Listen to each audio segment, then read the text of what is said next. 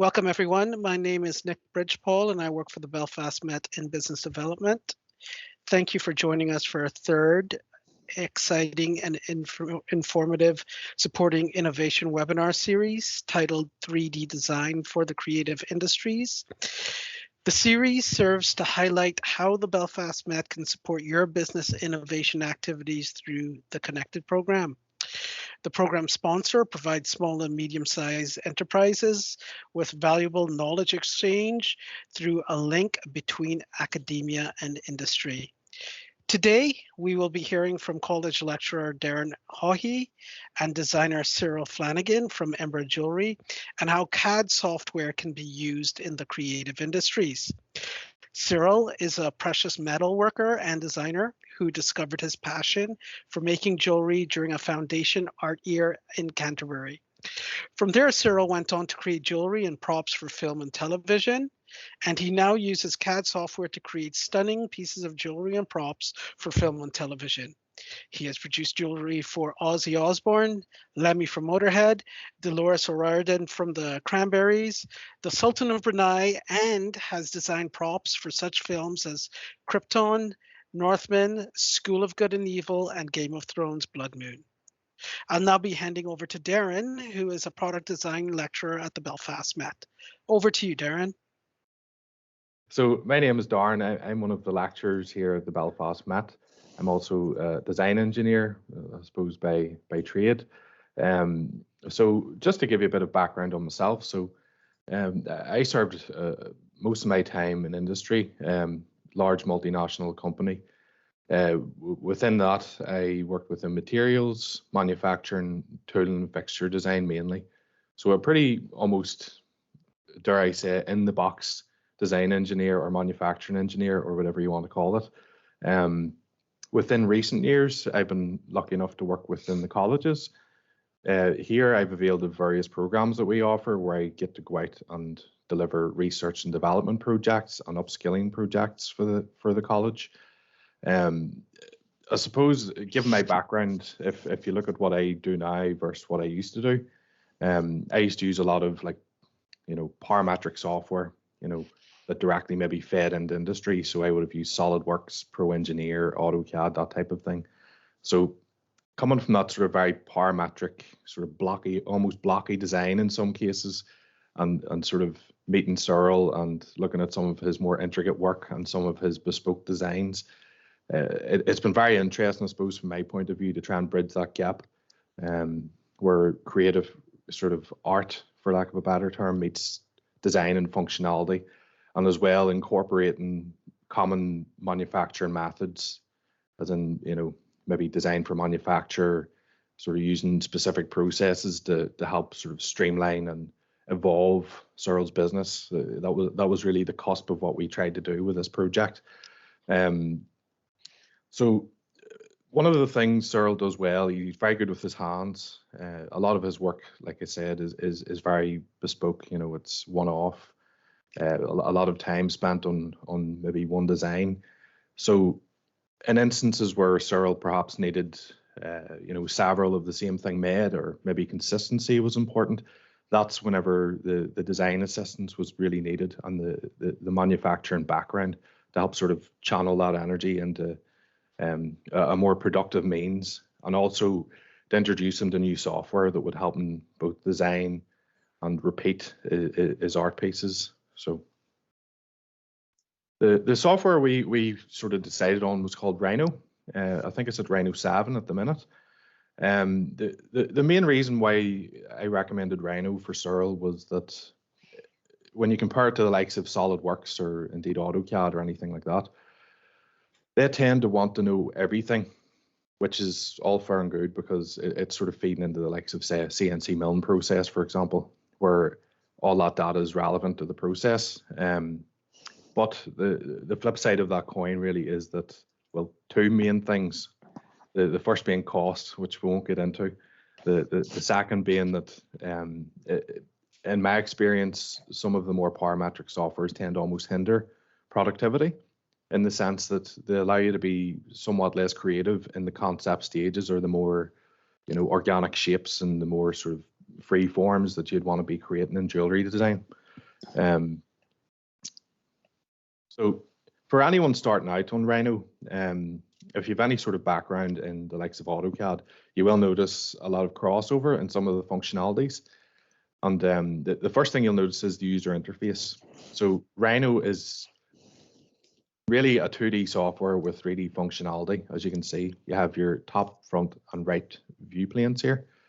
And you'll also notice down the side some of the common sketch tools that you would see in the likes of AutoCAD or indeed SolidWorks.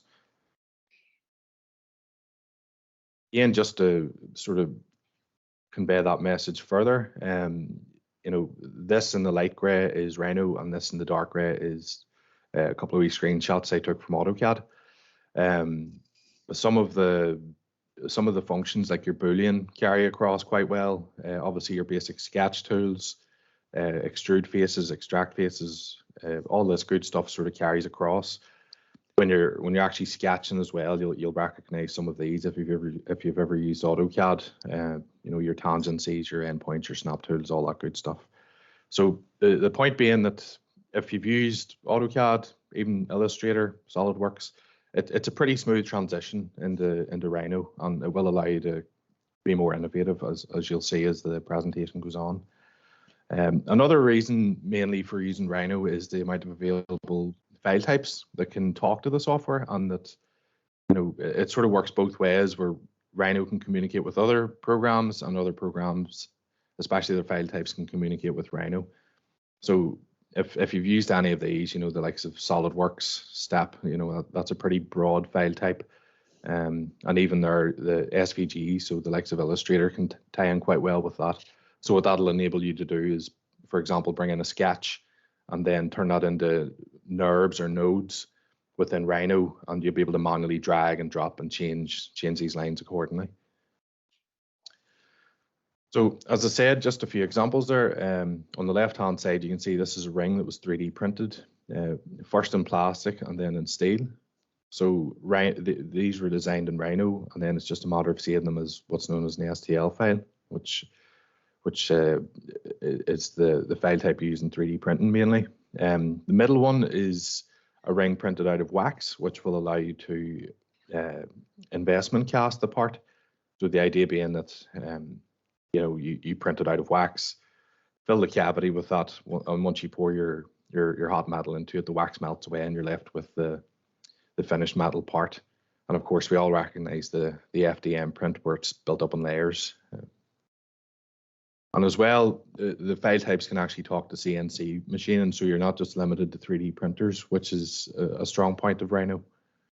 And on a bit of a side note as well, the community is ever growing with Rhino. So, you know, any troubleshooting you're having with the program, there is a wide range of support out there available for you.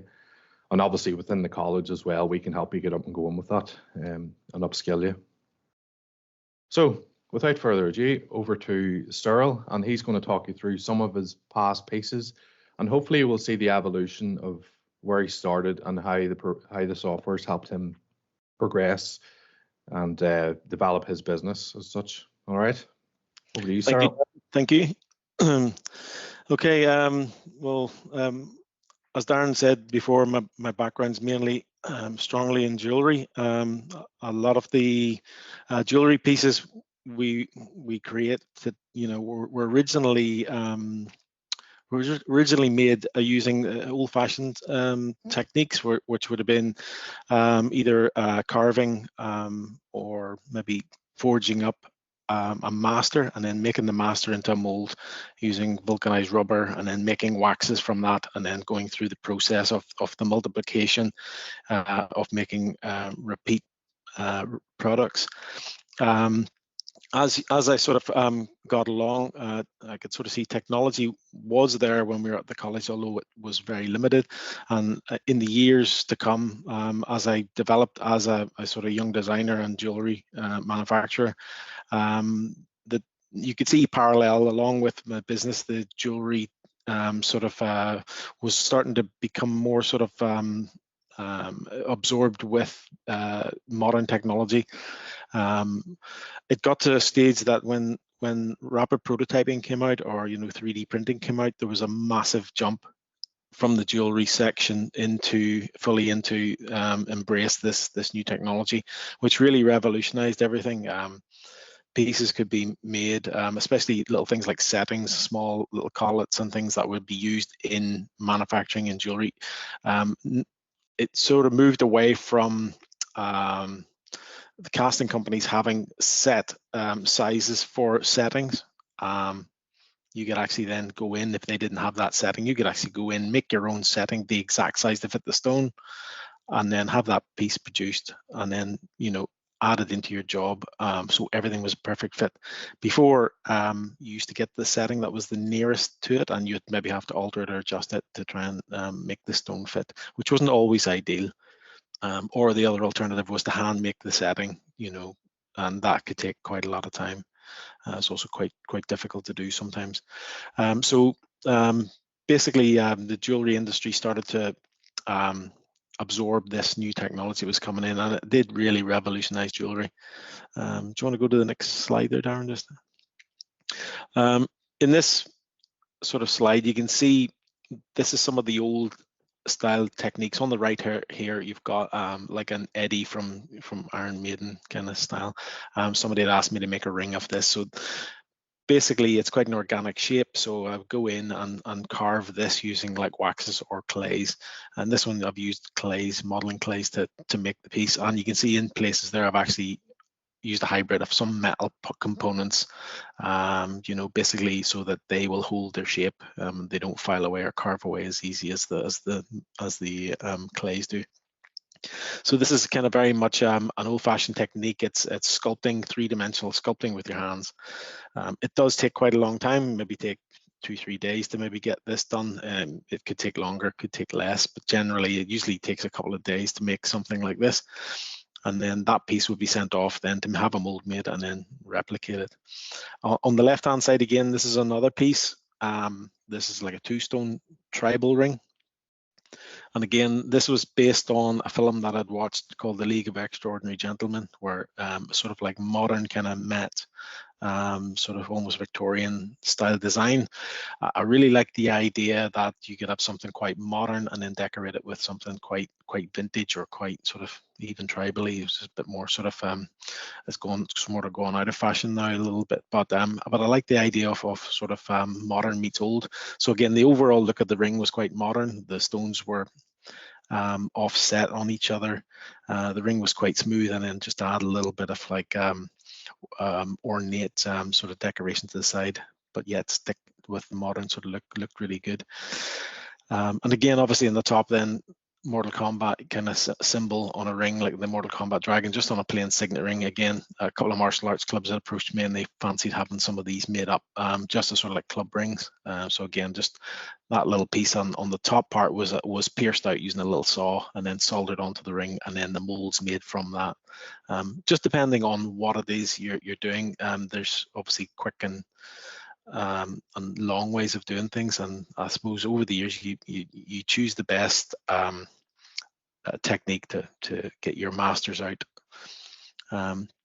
Was it something, Cyril, that you were, sorry to talk over you there, but okay, was it something that you find you're a natural at it straight away, the carving, or was it something you had to build on? Or the carving when I first started was quite tricky. I did have a couple of good pals at college who were really good. A friend of mine called Ken was particularly good at carving. He'd been carving from a very young age, maybe 12 or 13. At home he would have been doing wood sculptures, things like that. So he was quite good in the mind of being able to visually see three-dimensional objects and carve them out the way that he wanted them. So he could draw out patterns and then add this onto like a curved shape. So when he was at college, his carving skills were quite a bit ahead of everybody else's, because he just did that on a daily basis. So whenever I started my business and I started in carving, I started out trying to learn how to carve. Sometimes I'd take a little job home with me, sit in the evenings, try and sculpt a piece or two. And when I thought I had it good, I used to look to see what Ken was doing, and I would look at it and think, yeah, you got to try a wee bit harder and dig a wee bit deeper. And that made me, it was kind of funny in a way, but yeah, it used to make me then go, right, okay, let's look at this again. How did he do those, little bits of carving. All right, you've really got to look into it and spot the subtleties. And sometimes you're looking at this big, like cumbersome, like a little kind of it is a kind of fine Stanley, or like a kind of fine like modeling knife, and you're maybe cutting little bits away, and you're thinking, how did he do that? It's just so intricate, and you just had to start taking a little piece away at a time and just keep going. And you would work maybe for hours on maybe a little small area after you'd roughed it out, and then after maybe sitting there for 4 or 5 hours, you'd look back at it and go, oh yeah, I can start to see that coming out now. This is going to take me another 3 days to finish. You know, so in some ways the carving end of things was, yeah, it could be either as time consuming or as least time consuming as you wanted to spend on it. So I think you had to kind of take your carvings to a certain point or certain level for commercial, you know, products. And you had to kind of know when was enough and when wasn't enough, and try and get a happy balance so you were spending the right amount of time on a model so you didn't overprice it and make it too expensive, and yet you got to do enough work to it so that people look at it and go, oh, I don't want that because this doesn't look great. You've got to put enough work in, and only you as the designer can kind of make that decision. So you've kind of got to try and hit a happy medium. Yeah, so the complexity almost needs to fall in line with what level the job's at, really.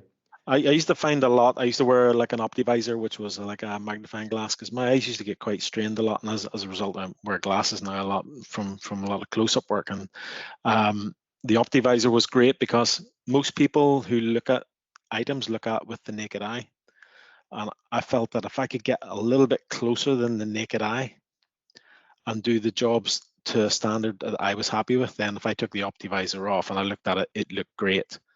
Because I had that level of detail in there. So anybody looking at it at the naked eye would look at it and go, wow, that's amazing. He's done a really good job there, all the details in.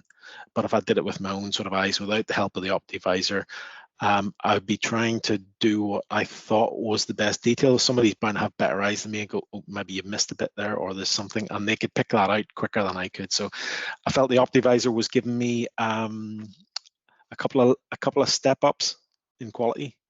So that was a big important thing when you were carving, was to use something to magnify the model up a bit. It's the same today when people would paint models and do airplanes and things. A lot of them use these little free hands and have a magnifying glass in just to get that extra little level of detail. So these are some more pieces that I worked on. Again, as you can see, I do a lot of macabre stuff.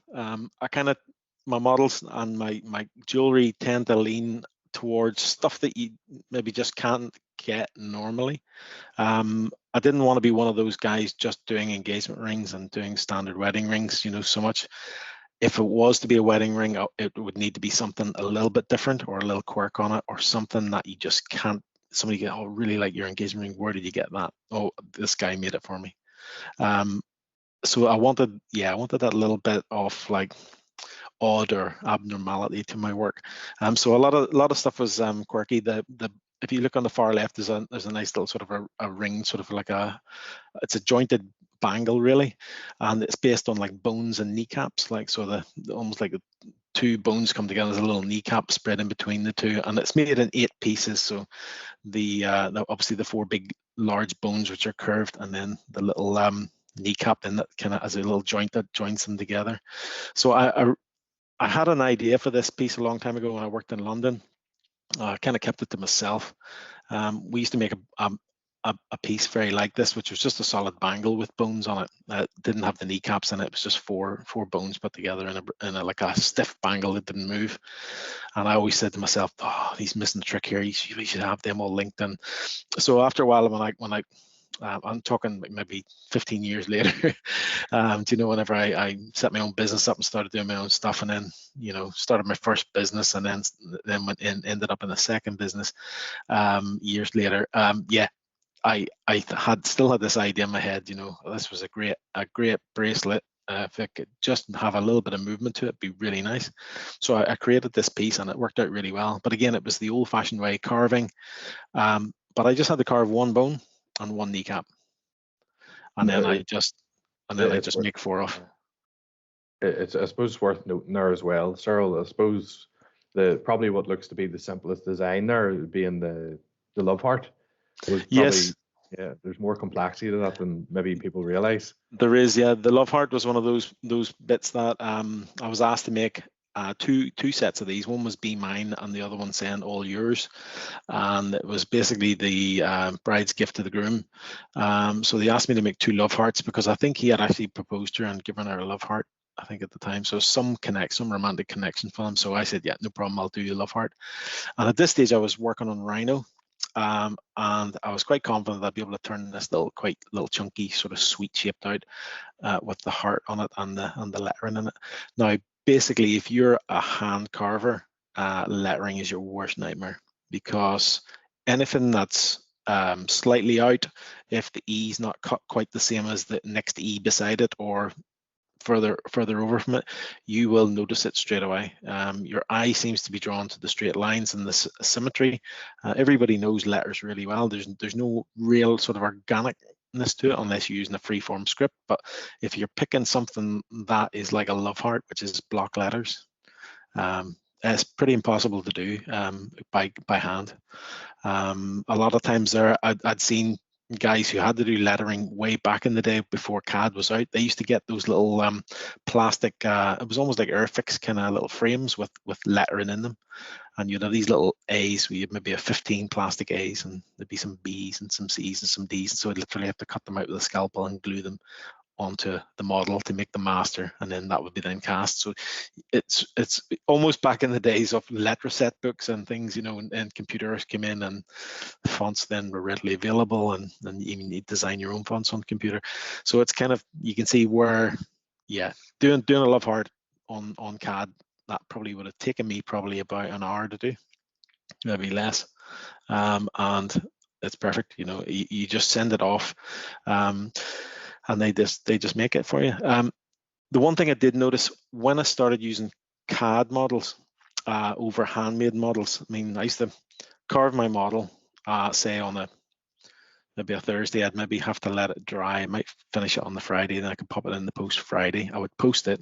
It would sit in the post over the weekend. The post would probably finish sending it on the Monday, arrive Tuesday. Now, if I had a rush on for that job, I could do that love heart on the computer on, say, the Thursday. I didn't have to let it dry over until the Friday. I could have that sent to the actual casting company Friday afternoon. They would pick it up. Well, literally, they would get it in seconds. So as long as it takes me, if I started at 3 o'clock to make that piece, and I say I have it, completed on computer by 4 o'clock, they'll literally have it at 4:05. So if they've space on a build or mold, they could pop that on in the afternoon. I could maybe get that back maybe Friday or Tuesday morning. So you're saving really a day or two by being able to just send it instantly. There's also the risk, your item could get lost in the post and you have to carve it again, but generally post's pretty good. So that hasn't happened to me, luckily. But yeah, there's all sorts of things can happen. Your model could get roughly handled and could get damaged in the post. That has happened to me, where a model has arrived at the other side and somebody stood on the package and it was in a box, but they squashed the box and broken the model across the middle. And then it's had to come back to me because I'm the designer, I'm the maker. So I come back and I'd have to repair it, fix it, maybe glue it together again, maybe resand it, and then resend again. So sending electronically is the best way. Really, it's faster. They get the model straight away. They can actually start to build the wax as soon as they get it. So if you're in a real rush, it arrives with them 4:05. They can go, right, okay, it's in the wax building department there. So they start building the layers up and they start up it on the machine. They leave it running for a couple of hours and they have it off. And then the next thing it's on the build for the next cast. So very, very fast way of doing things. And again, the filing systems for a lot of castings. Each cast that I've made here, as you can see, the little bones, the little skulls, the little starfish. I have a little drawer in my workshop, and that has a bag in it, and it has the original master in it. And it takes up a little bit of space. It's a little bulky. It's not too bad. It has a code on it. They have a little card they send me with the photograph on it and the number beside it. So that goes in. Each one I do, I put the next one in beside it in a little box, and that box slowly gets filled. Then when that box is filled, I go to another box, and I keep cataloging them, almost a bit like a roller deck kind of thing. Only on a flat box, and I can flick through what model I need, pull it out, and go, that's the model. Sometimes when I'm using that model, the model that has been returned gets damaged, so that'll need a repair sometimes. And then when I repair it, I put it back in the drawer. It's just in case maybe at some stage the mold becomes worn out, and then they ask me, can you send through the original master again, or mold's worn out. So if sometimes you do get models that get completely destroyed and aren't able to be salvageable, maybe if they're particularly fine. And then you're relying on keeping maybe one of your casts that you get in metal aside and using that as a master, and you're storing that in your catalog system. It's a good practice to do that. But like I say, things can happen where your models that you spent hours on get destroyed. On the computer files, obviously, if they destroy a computer file, you just send them another file, they print it off again. So you've got that extra security of your models. Plus, as well, you could split your files. You could keep a hard drive. Like of your files in one place, you could have a hard drive like I have here, and that has all the models of all my CAD models here in the house. I also have another one at the workshop. If anything gets updated every now and again, I'll just do a quick transfer and update the files. But that means if my workshop burns down or something like that, I don't lose all that work. I've got an extra copy somewhere. Whereas if my workshop burned down as it is now, all the original models that I carved by hand would all get destroyed. So that's another thing to think of, that maybe in the future, again, I might take some of my really successful models, or the ones that I really like, and maybe even scan them and bring them into a computer file that way and keep them for posterity that way. So that's some of the advantages. In this little slide here, you can see I started with Rhino, and it was one of the really good packages. I didn't have much experience in Rhino, to be quite honest. I didn't have anybody to teach me or show me, so all the skills I've learned on Rhino were all done basically at a very basic level on YouTube and things like that. So I trained myself basically on YouTube to start with, and I could only go really so far with that. It's very, very tiring to try and learn on YouTube, and you're constantly trying to rewind and pick up and rewind, and he did something there that he hasn't talked about and I've missed it, and then you're trying to almost like detective solve how he created something, and then you're trying to then recreate your own item. So at an early stage, I built this, and as you can see, even sort of with very basic skills, you can do quite some quite complex pieces, some quite nice pieces. I mean, that worked quite well. I was quite happy with it. I can see a few flaws and things in things now that I would change, but again, because it's a computer file, I can go in and I can alter things now, or I can take a copy and mess around with it, and then if I don't like it, I can just bin it and try it again, bring it over a fresh copy. And you're constantly developing on what you've built previously as well, which is nice. So yeah, I found Rhino was very easy to get into. I mean, my background, I did a few years in graphic design. I'll say a few years, it was probably more like 8 years in graphics. I did, on my first business, I was doing jewelry. I took a break from it. I went into graphics, and then when I came back into my new business, or the business I have now called Ember, I had a lot of graphic skills behind me, which I did find invaluable. And this is what's probably driven me on to learn Rhino faster, probably, than having no skills at all in art, computer art. So yeah, this is one of my early pieces. I was able to produce quite a nice piece with very little tuition and with very limited skills on the palettes with Rhino. So if we pop on just on that, actually, Cyril, the key takeaway here as well is if you had have carved this out of wax, for example, or done it by hand, then you're sort of fixed with the text on it. So yeah, that's right. That's pretty simple to change on Rhino as well. It is. So rightly as you say, Darren, there, if I put text on by hand, that would probably take me days and days and days trying to carve that and then trying to mirror that same image. So you can see I've got Semper Fidelis on there, and it's got on twice. So I would have had to carve it out once and then I'd had to put it on again. I can guarantee you by the time I had carved out the first Semper Fidelis, I would be thinking of one way of not having to repeat One's enough. the same. Yeah, one's enough, because yeah, that would be quite epic to do that by hand. You would get very good over a long period of time. You would get quicker at doing them and better at doing them, but it would never be right. It would never be really good, you know. But yeah, so this is some early Rhino stuff. Again, I was working with very basic block shapes and things like that. So I had a guy come in to me, ask me if I'd make an Autobot and Decepticon ring. So I did. I asked him sort of on size, what size did he want them, and he wanted absolutely huge, big, like knuckle dustery kind of rings. And I thought this would be a good time to try out my Rhino skills again and do something a wee bit more complex. And I put these two rings together, and I was very, very happy the way they came out.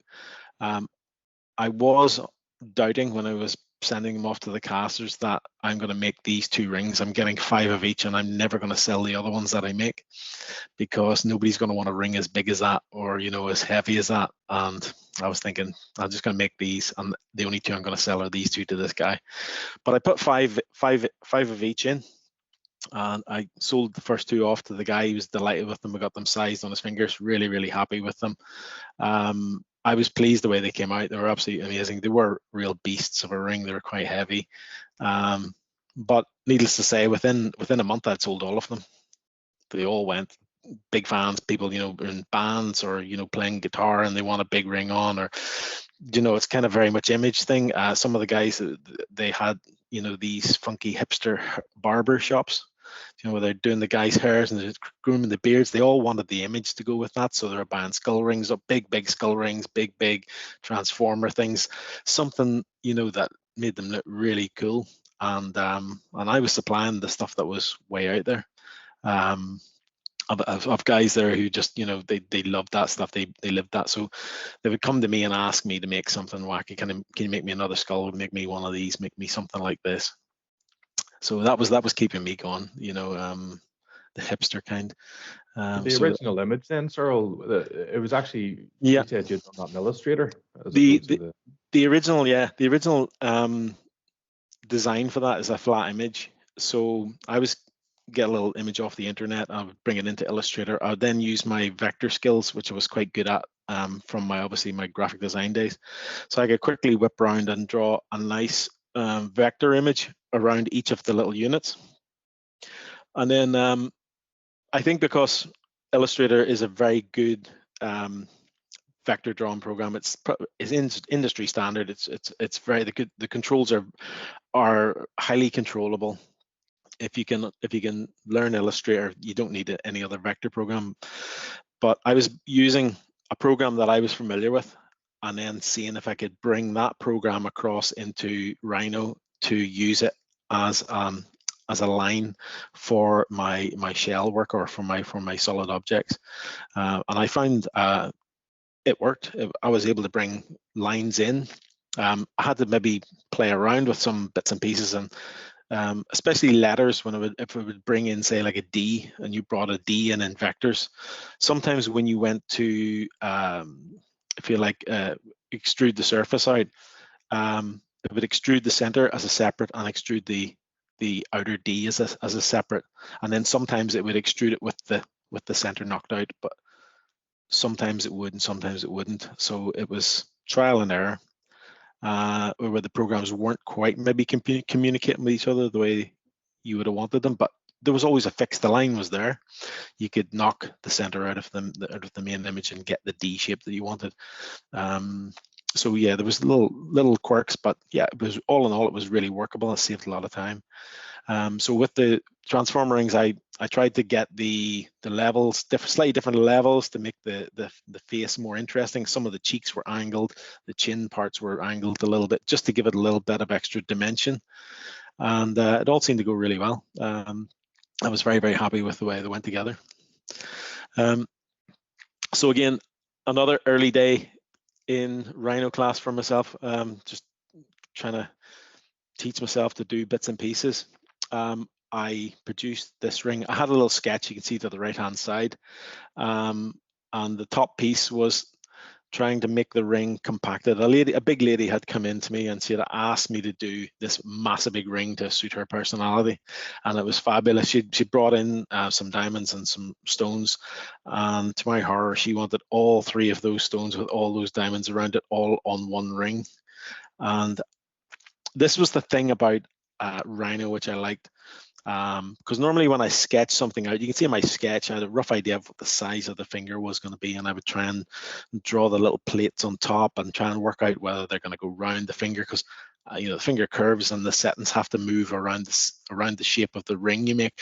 So I was trying to build it up, and I could see straight away the shoulders are going to be quite high, and how high would I have to make this to let the center stone, the belly of the center stone, sit just off the finger. And sketching this out only gets you so far. It gets you like a rough concept, but when you actually start to draw the actual 3D component, you can actually really see in real life what you're dealing with.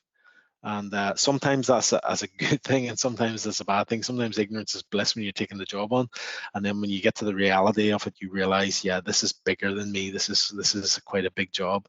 And then it's your design skills then are battling the elements to try and make everything fit. So straight away I could see that this ring was spreading onto the next 2 fingers beside. It was going to be quite big. You had the big stone in the center, the 2 sitting over it, nearly in between the fingers either side. And I sort of the designs, I got the drawing done up. I said, look, this is the size of your finger. This is how mad this ring is. This is how big these stones are going over your fingers. What do you think? And she was delighted. She says, fantastic. She loved it. She loved the size of it. She liked the idea she's going to have one of these massive big rings, and her friends would all be talking about it. So we went and made it. It was a bit worrying, because this is the first time I'd really done like a CAD drawing that had to be quite accurate and quite intricate, and I had to get all the stones fitting right. If I made the borders that the stones were going into too small, that was me. I was done. It had to be the right size. It couldn't be too big, or it was going to look heavy and clunky. I got it just right. I must have checked that drawing probably about 7 or 8 times and rechecked it to make sure that everything was going to fit. Everything was going to fit, and then I had to talk myself down to putting it into the email and sending it to the casters to get it done. So yeah, it was a big worry doing that, because I think that was done in palladium, and at the time platinum was a little bit expensive. Now that ring would be an absolute fortune, because palladium went through the roof, I think, about a couple of years back, and it's more expensive than platinum now. So yeah, that would be a really expensive ring she's got now, a good investment. But yeah, the main thing I loved about the Rhino was you could actually see what you were making. And sometimes there, when you're actually selling a ring to a customer and you're selling it off a sketch, and then you realize that you had to alter it a bit because what you've drawn isn't accurate to scale, then sometimes your customer might want to wriggle out or say, oh, well, I don't really like that shape, or they try to barter the price with you. But at least with CAD, you can say, this is what you're getting. So when you actually deliver that, if they go, oh, I don't know, it's a little bit this, a little bit that, you can say, well, no, it's exactly like the model. So everything's exact. So there's no wiggle room for negotiation on price anymore. You get it exact. So it helps you as a designer. Yeah, it just helps you as a designer nail down your prices and nail down your designs. It's brilliant. So it sort of removes any ambiguity, and yes, to be fair, you have an on-screen representation of the stone as well, or sorry, the jewelry as well. So it'll also enable you to calculate the volume and therefore the cost of material required. That's quite right. Yeah, I think Rhino has got it's got a volume calculator, and then you can work out the specific gravity of an item, whatever. You can work out the volumes and then the gravity, and then you can work out what the weights of, say, silver is, and then with a quick mathematical calculation, you can actually then work out the price of it, and then you can actually work out the price of the volume of the ring using the specific gravity. So yeah, that can be really invaluable. So again, another piece. I was at this stage. I was getting to the stage where I was doing nice little shapes and able to pull them off okay. I was rapidly finding that there was parts of Rhino that I wasn't really exploring. Again, I was making little squares and dropping them in and making little rounds and adding them to it, and then trying to bullion them together into little units. And there's obviously slicker ways of doing this. The CADs were actually taking me quite a long time to build, and this CAD was another little ring design. I'd done sapphire in the center, two triangular diamonds on the side. It was a nice shape. Again, the sapphire was a specific size, so again, I didn't have to go and buy a setting that was pre-done. I could actually make my own setting for the first time, which is great. So I go in and I built the setting to fit this particular stone on this particular ring, and the particular side stones were made in the setting as well. So I was using a little bit of artistic flair. I was getting some little sticks and I was able to bend them a little bit and add a wee bit more dynamics to it. Still a little bit on the chunky side, but I think when it's finished, it actually looked really good. So you can sort of see there's the little CAD drawings there. There's 3 of them showing the different angles. And then there's a little image there of the setting. Just as I literally got it back, I give it a quick polish, cleaned it up, and as you can see, there's very little wastage with this. If I was making a ring like that, I'd be, cutting a length of metal and then I'd be trimming bits off it, and maybe have to file a bit out, cut a piece out, chop a piece in, and some of the bits you cut out you can't reuse, so it's like goes into your scrap box. So there is wastage with hand making items as well, but with the CAD, it's exactly the right amount of metal that you need. You get a little sprue at the bottom. They cut it off pretty close, but there's little or no wastage, when you build something using CAD, which is another really important thing. And also the stones fit perfectly. So you can see the 3 stages of the CAD and then the ring going together in the final piece. I was building my I think CAD's a little bit heavy, knowing that I can always trim back and file them back and finesse them a little bit by hand. But most of the rough work the hard work was done for me, so that's good. So again, this was another ring that I was doing for a customer, and she had seen the dark hedges from Australia, and she was getting engaged, and it was an old family heirloom diamond, 4 carats in size, which is absolutely huge. So I was asked to take it out of the existing setting that was in, which was quite ugly. Had a big stone in the center and some diamonds around it, and it sat up like a brick on top of a ring. So I wanted to have something that maybe I didn't want to put the diamond on its own in a claw setting sitting up, because it's going to look like one of them lollipop rings, that you suck when you're like 10 years old or something, like it's just gonna get hit off everything, whacked off everything, and it just looks ugly. So I wanted to try and get something that came up to sort of to the sides of the diamond, so that if anything's brushing it or coming in contact with it, everything's smooth, it slides over it. So this is where I achieved this kind of a basket effect. I was going to do a basket in my head originally, and then when she mentioned to me she liked dark hedges and she'd seen the dark hedges and loved it, I thought this is a great opportunity to turn this basket into like a nice kind of like an arch, or at least I'm not going to get the whole trees in there, because literally it's too much detail to get in a mold that and a ring that size. So if I can get a suggestion of the boughs coming in and the branches kind of leaning over a little bit and sort of at least take the inspiration a bit from dark hedges, then I think I've achieved what I've set out to do. So we use this sort of like a sweeping. You can see in the second top row there, the sort of the ring shank splits into 2, and then we use that as almost like 2 branches, and then we pull a couple across and sort of give that sort of cavernous effect. And my idea was to do them fairly heavy, because I wanted to diamond set them as well, to make it really bling it out and do a really fancy job on this. And again, we did the same around the sides. I left the side rails quite heavy. So again, you can see in the bottom left picture there, that's Sam, that's one of my stone setters. He just sets all these little diamonds in all around there, and that's all done by hand. So he just drills those.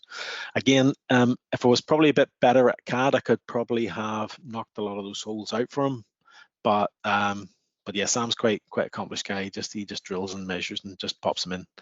So So he did a really good job. And then again, you can see sort of the center, sort of bottom picture there, the ring set. You can see the diamonds all into the little tree, sort of like crossovers and stuff, and the whole ring comes together really nice.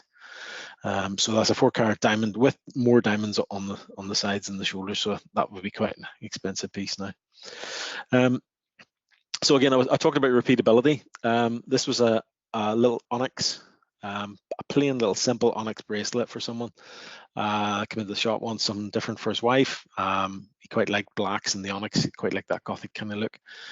So I literally did a very simple CAD. Took me probably an hour probably to knock this up. Maybe I would have said probably about an hour. So I literally made a little box section, you know, octagon shaped, put 4 little claws on it, made a couple of little loops on the sides of it, checked the sizes, sent it off, got it cast, got about, I think it was about 10 or 12 links made. And then basically just join it very simply using jump rings. So a nice simple design, looks really aesthetically quite pleasing and simple and robust. So I wanted something that was quite robust. So I popped this together. Again, the repeatability thing is amazing. You do one piece that's right, and the rest of it, you know, you just multiply. So if you come back to me and said, "Oh, I'd like a choker done the same way," we could do a choker. We could make another bracelet in a different colored stone if we wanted. You know, the scope's endless there with that. We make them a set of earrings. We cut the lugs off. You can make some little earrings. You know, single drop pendants, all sorts of things from that one cast, and that's. A lot of the time when I do my designs, I kind of see other ways I could use it. Sometimes it's a fleur-de-lis I make as a pendant. There was one particular time I hand carved a little carp on a little square stone. So I started off, I originally done that for a set of cufflinks, a little square block with a Japanese carp with two little lily leaves on it and some water moving around it. It's quite nice. I did 2 cufflinks to start with, and then I did a bracelet. I actually put all the links together, and I think it was about 7 or 8 links made me a nice little bracelet with a hinge on it, and you know, a complete sort of like surround. You know, and again, I could have taken that same little square tile, if you like, with the carp on it and made a pendant out of it. You know, lots of different things. So generally, when I'm making one thing, I'm thinking, how can I reuse this? How can I use it for something else? Can I use this as a decoration on a bigger piece, or you know, different things? Or can I use it as a pendant or a mount for a ring? You know, so repeatability is great. With the CAD end of things, again, I think I mentioned to Darren before about this. I was saying to him about how CAD was very good. If I make one stone setting and it's all uniform set of links, if somebody come to me and said, could you do a tapered version of that, I could take each of the little settings and just scale them down ever so slightly so I get a tapered link, and I could do that. I could change the original design literally within about 10 minutes and have it sent away to be cast. You'd have more molds, obviously. You'd have the small to the large scaling in it, but you could price that in. You know, you could work out each mold would be so much and add that into the price. So again, working out your alterations to your original design as well. The thing with having that obviously on CAD is that it's going to be repeatable, and obviously if these are side by side and they're done by hand, then you're going to notice perhaps maybe the imperfections. Yes, that's true. Also, like you said, you know, if you go to repeat it or scale it up or down for a different size stone, it's a fairly simple operation CAD. Whereas if you want to start from scratch and create a mold to make that, like wax, for example, you're talking hours and hours and hours of work. Yeah. You know, and that's the time saved. Yeah, oh, definitely. I definitely got onto how CAD really saves time and how it helps you see things. I mean, I could actually even draw out the rings, the size of the rings that I was going to have, and I could measure from one ring to the setting to the end of the next ring what the distance is, and then measure around a wrist, and then I would know exactly how many links I needed to cast. Where sometimes when you're making the link, you're kind of guessing that, you know, until it's made, and then you can sort of work it out. With the CAD, you can actually pre-guess. You can actually, oh, this is going to be 8 links at least. This is going to be 8 links, whereas opposed to making the model and then saying, okay, that's the size of my link now. By the time I put these little loops on it, what size is that going to be? Okay, and so you're kind of working always trying to catch up when you're making your models yourself by hand, whereas the CAD, you're able to sort of almost like look into the crystal ball, and you can look ahead and see, okay, this is actually going to be too big. Can we scale the setting down a little bit? Can we pull it back? Can we rein this in, or can we stretch it out a bit? You know, and so it really helps you sort of see where your design's going and how you could best improve it, you know, before you actually cast it. You know, so okay, so I ended up going on doing some more hand working pieces. That a lot of times when you make a one-off model or make a one-off bit of jewelry, a specific size, and they only need one of it, generally the quickest sometimes way is to do it by hand. Sometimes if it's very intricate, you would spend the time and do the CAD and then make the one-off piece, and then you always have it in case they come back to you and go, do you know that piece you made, well, we lost one, can you make another one? Then you can just sort of quickly rattle that back out again, you know. The thing about Rhino, which I loved, was the adaptability. I used to draw some patterns out in Illustrator, like I said before, bring them into Rhino. And some of the guys, I suppose, well, if I talk you through this project we had here, I was asked to make a wedding kind of an armband for Krypton season 2. They wanted some sort of like Superman hieroglyphics on it, and they wanted it in a spiral that wrapped around the arm. And I thought, what's up? Yeah, we can do that. I'm a can-do man. And we just said, yes, we'll do it. It's fabricating a bit of metal. It's twisting it around. How hard can it be? So I literally took a couple of strips. I did a couple of trial runs. I got how thick the metal needed to be, that it would hold the shape, and then started thinking, right, the hieroglyphics. So we were back to that age-old story of hieroglyphics onto a flat object, and it's very like text. So text was my bane, was my nightmare. So I instantly thought, oh, we could CAD that, but then we have to cast it. Casting something like that's not doable. So I was looking at the different ways. We used to do acid etching. Another way would have been to probably have had it maybe milled out or engraved out. But I went down the etching route because I thought that's going to be nice and cheap. I'll just get a sheet done, and all I have to do is lay my template of letters out, and then I can cut the strips out individually, join them all together, and then we can start to hand wrap this together. So this is where I learned that I needed to export my files as a DXF file, or isn't it DXF? Yeah, DXF, that's right. DXF file. So like AutoCAD or nesting software and fabrication, yeah. So basically, if I could get this DXF file sent out to the guys who were going to do the etching for me, then this was a gift. So again, Illustrator, DXF. I think you might be able to export directly from Illustrator, but I think you can definitely do it if you bring it into AutoCAD or into Rhino. So I think I saved the file out as a DXF and then sent it away. We got the etched image back, and then it was a case of just cutting up the strips and then soldering them together on the ends, and then making one massive strip with all the hieroglyphics all the way down it, and then slowly then starting to bend it around a formed shape. I had like a wooden template that I used to bend this around and make the shape up.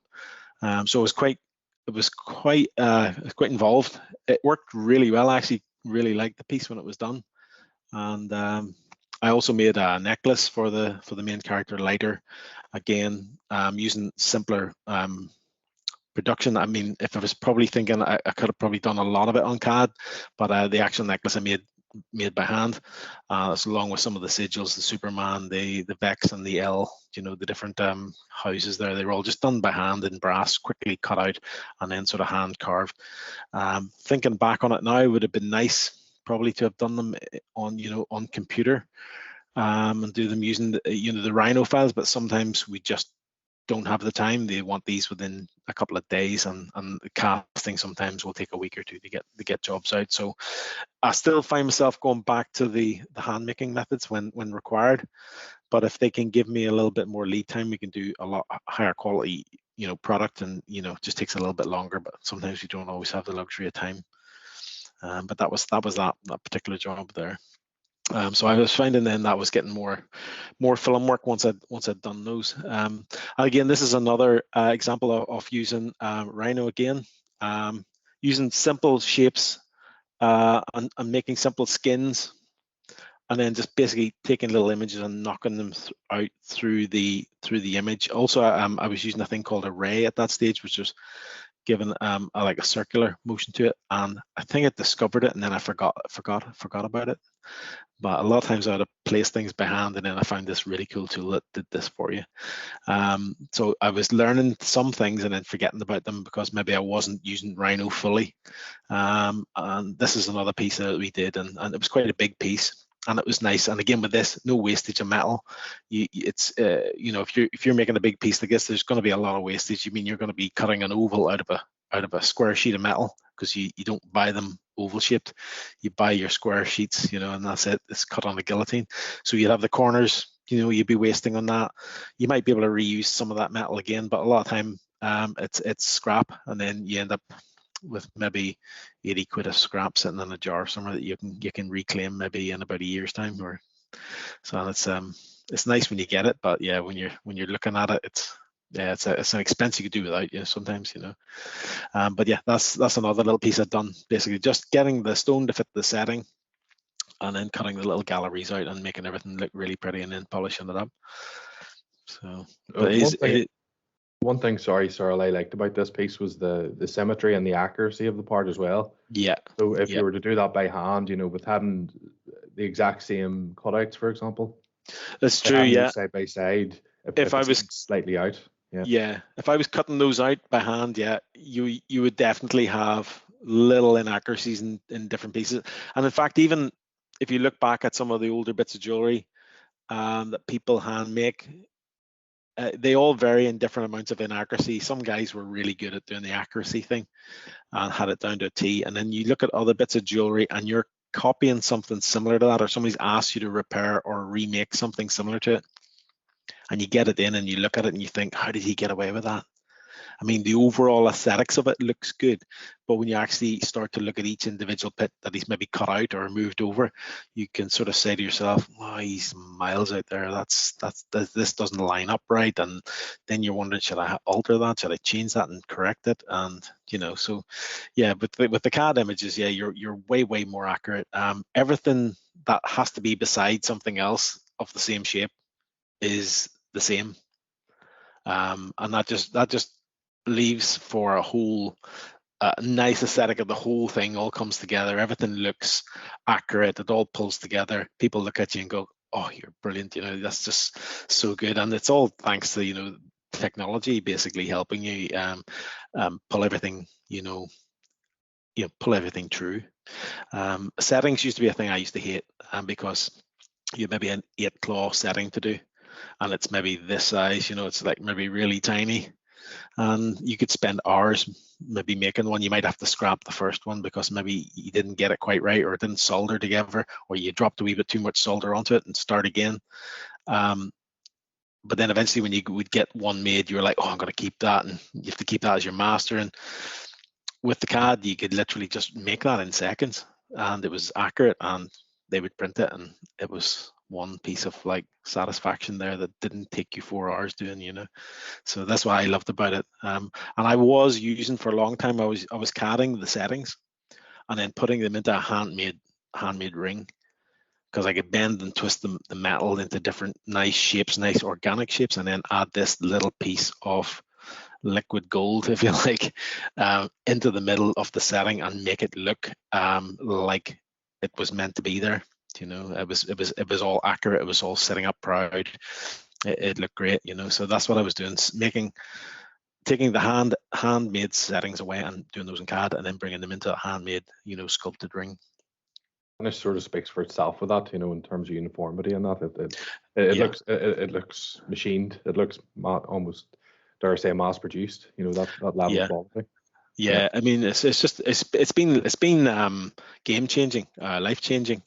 I mean, instead of spending hours and hours and hours down in the workshop, I can make something that I know is going to work in a very short space of time. I can pop that in a file, send it to the casters, and I don't have to worry about it. Sometimes by the time when you're making, at the very start, when I used to make stuff, I used to start off with a thickish bit of metal. By the time I'd finished filing it and working it sometimes, and I go to the master stage, I'm starting to look at it thinking, maybe taking a little bit too much off it. It's getting a little bit on the thin side. Of course, when it goes to mold, it comes back, it's going to be even thinner.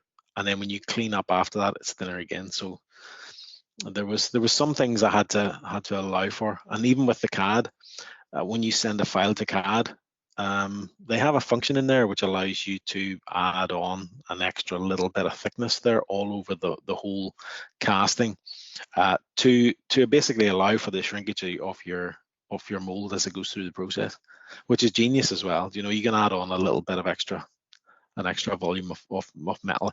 It can be as little as 5%, but it makes all the difference when you look at a ring. 5% is quite a lot, you know, when you're in terms of something quite small. You know, it's quite noticeable. So yeah, little things like that, which I started to discover, was really helpful. You know, but definitely the accuracy is brilliant too. And basically everything you do to that beyond that stage is a removal process, even polishing or, you know, polishing can remove a little bit or it can remove a lot. And in my experience, in order to get a really good finish on something, you have to remove a fair bit of metal just on the mops themselves.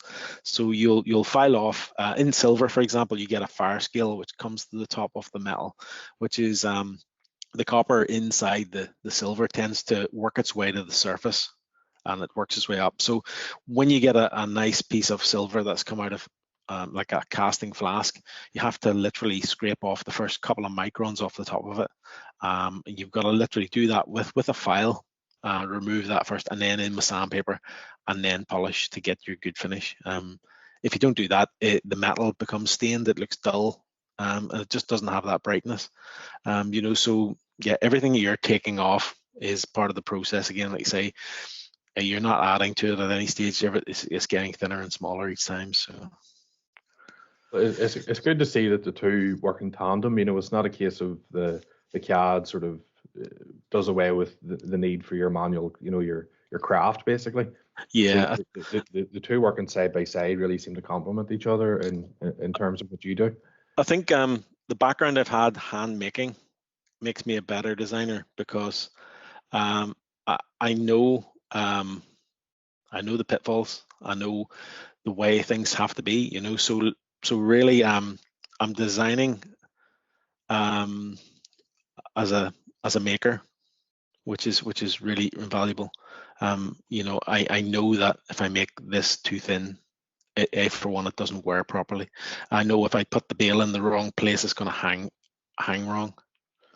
You know, it's little things. You know, I've just got an overall, if you like, sixth sense of how things are going to react in the real world. So making something really, really pretty on screen doesn't always mean it's going to actually be wearable. Sometimes people make stuff on screen and they go, I've made this brilliant thing, and I'm looking at it going, that's going to do this or that's going to twist, and it's just having the experience of hand making that's probably it's probably been better for me to come into this a bit later on. You know, I'm still the beauty of that as well, you know, you could maybe print it out quite cheaply in plastic before you can make it out of a precious metal and let them see what it looks and feels like, you know, in terms of scale or wearability or that kind of thing as well. Yeah, it's nice sometimes to do a printout. I mean, I had a little cheap printer I got. It was like a PLA printer that I got because I wanted to see how the 3D process works, and also sometimes if you're printing something, like you say, it's nice to see the scale of it. Before I was kind of just sort of going, okay, that looks good. It's about the size of a 5 pence. I'm going to cast that. That's going to be great. Sometimes you think things are bigger than they are, and then you get a shock when they come back. They're like, oh, that's actually really small. You know, I've really under like kind of felt like sold myself in what I thought it was going to be like. You ring or something. Yeah, so sometimes you can do a ring and it's the top's a bit small or something. You know, when you get it all done, you look at it and think, I kind of missed something there. So a wee quick printout, like you say, is great. You can try it on and go, that feels good. This could be a little bit better. That could be a little longer, and you can make a little fine tune to it. But yeah, the thing is, basically, like I say on the first of the conclusions, don't feel the transition of softwares.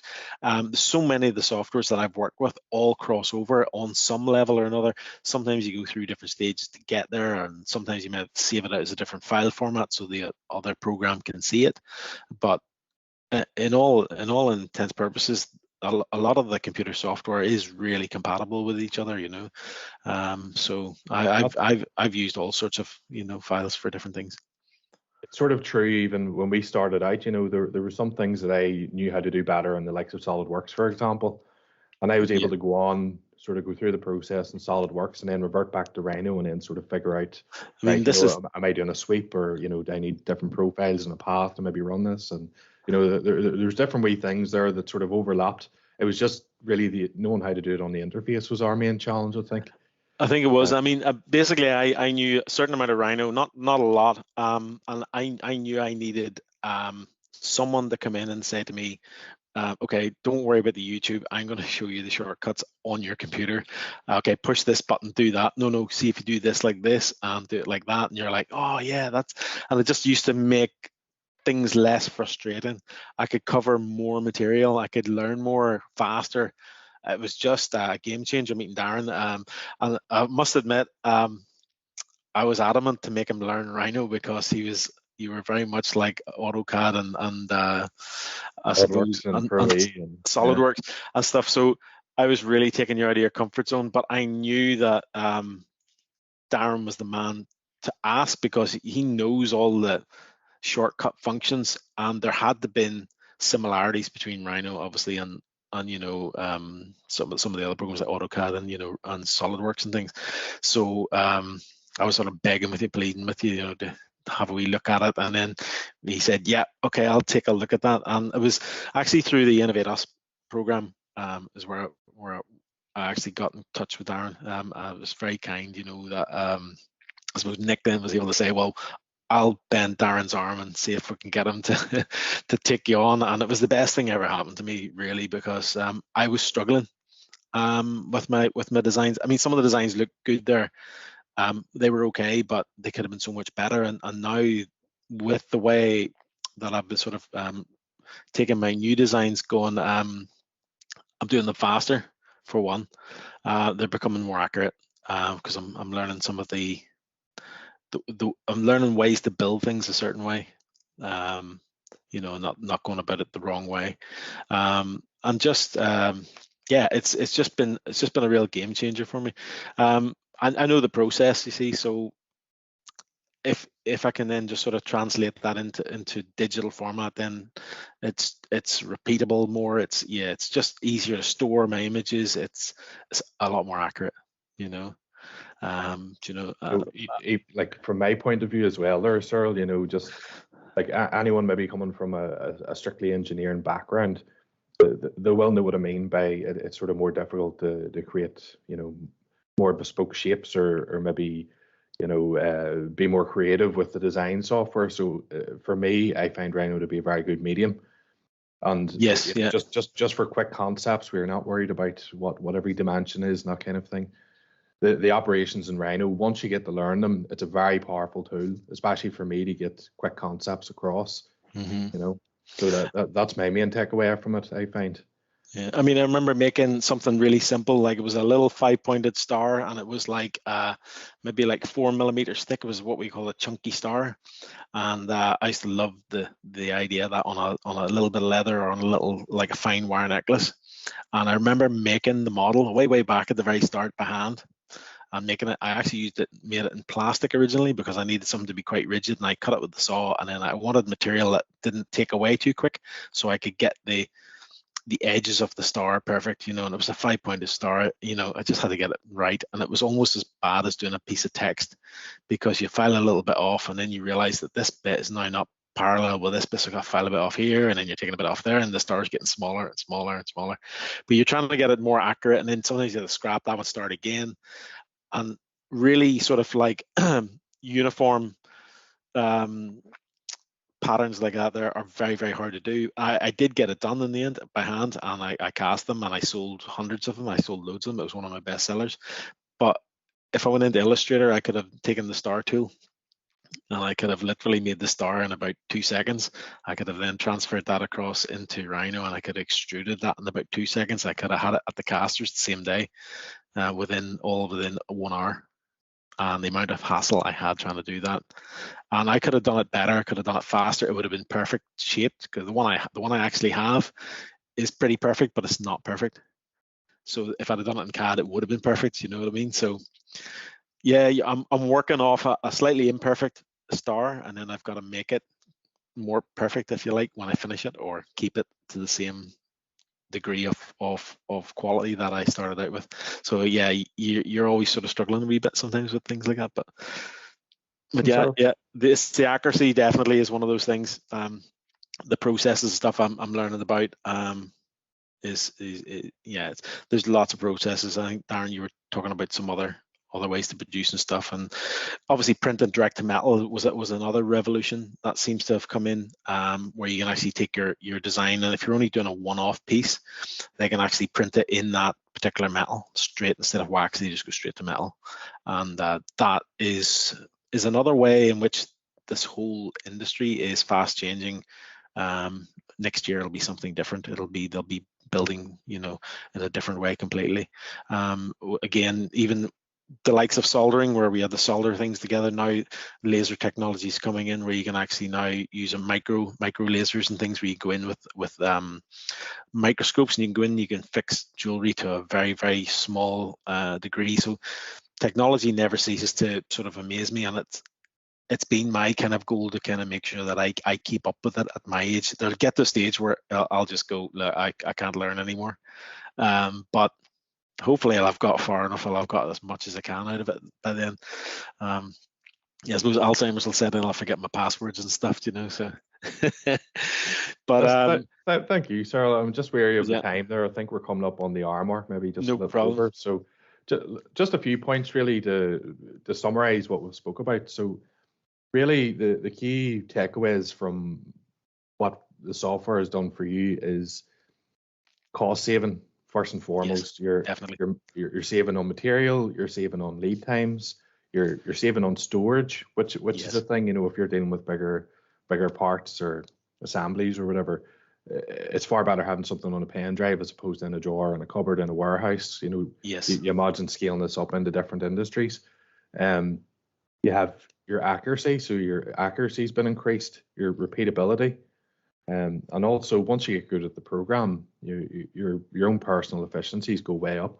So really, all you're doing is maybe further finishing or setting stones, and like you said, the next thing we have to try really is to branch off into the direct to metal print as opposed to wax and then cast. I think we're going to try that out in the near future, where we just directly print. Yeah. We just finished their Celtic ring there. Me and Darren just finished a Celtic ring. It was a complete band with a Celtic knot on it, and it was just a repeat pattern all the way around. It's something I hadn't been able to do before, because I was manually trying to do it, and I couldn't bend the image to fit flush. And I think there was just recently there, I literally sent them away and got them cast, and I was thinking, I thought I was never going to be able to learn how to do that. And that was Darren, was showing me how to manipulate the image and how to lay it out so you get exactly the start and the finish at the right points and stuff. So that was a big breakthrough for me to do something like that. I mean, it's a fairly simple looking item, but when you actually try to do it, it's really complex, to try and do. Even on the likes of SolidWorks, that I was using the wrap command, and it can just be a little bit sticky. It works fine most of the time, but I found it was just a better job to bring it into Rhino. It just seemed more intuitive once you knew the process as such. So look, I think in terms of points I had to draw from conclusions, that's really it. So I've left a section there, Cyril, for you to plug your upcoming shows as well. So indeed. So we've been doing a few little bits. We did a little bit of work on School for Good and Evil. Made a few wee pieces for the director, and then obviously we did a little kids movie there called Ted's Top 10. We did that. That's coming out soon. We did a couple of little bits of metal work for the librarian. That was the one of the little kid librarians had this little badge on, so we did pieces in brass for them. And I think Northman should be coming out soon. I think it's maybe next year. I think, yeah, it could be, well, it will be next year, but so again, that's the Viking one. So we made a few nice pieces on that. Some of them were done the old way, some of them were done with some modern techniques in them there, for speed and getting things done. But yeah, those are some of the movies to watch out for coming up. Again, I'm just a small cog in a bigger picture, but just being able to be part of something like that is really, it's really interesting. It's fascinating. I just love being able to do stuff like that, and then plus you get to see your stuff on the silver screen, which is really nice. And then you can sort of say, oh, you see that little thing in the corner that they just were hanging over for a second? I made that, So hopefully maybe I'll get a few nice bigger cameo shots with some jewelry in it. It'd be really nice to see. That'll be a real achievement if I can see that. A bit like what we had in Krypton. That was nice to see those pieces up close and personal. Perfect, Cyril.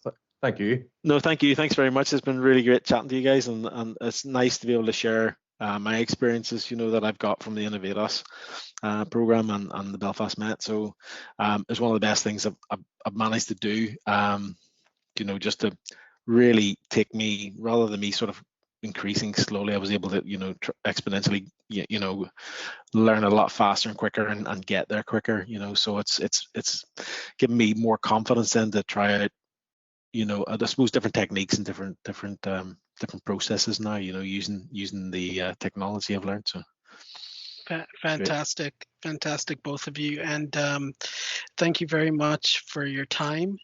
On the back of that, what Cyril mentioned, the Innovate Us project, if you are a startup or scale up interested in availing of a skilled technical mentorship, do get in touch with the Belfast Met. Our email address is cedsi@belfastmet.ac.uk. That's CEDSI@belfastmet.ac.uk.